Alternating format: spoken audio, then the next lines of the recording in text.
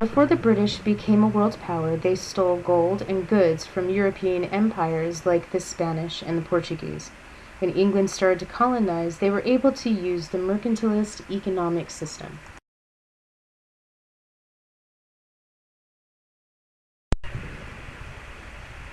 Using mercantilism, the British were able to make money from their colonies.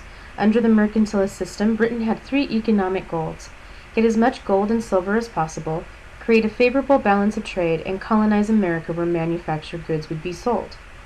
The colonies were required to sell their natural resources and cash crops to England. The mercantilist system went a long way in shaping colonial economy.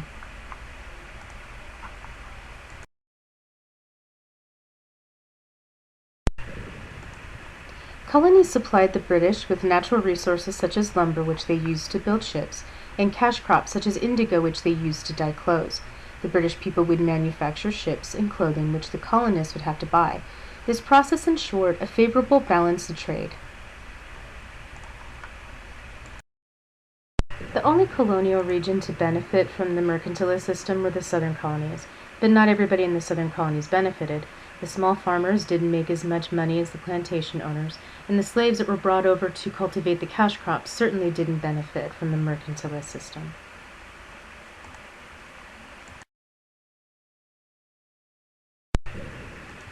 The mercantilist system did benefit the middle colonies to some extent.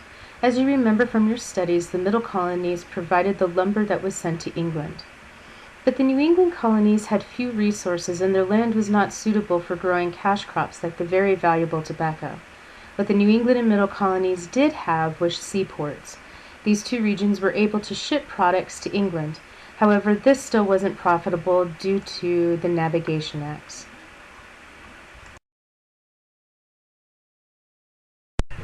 Due to rising conflicts with France and unrest at home, the British government reduced the restrictions on the colonists.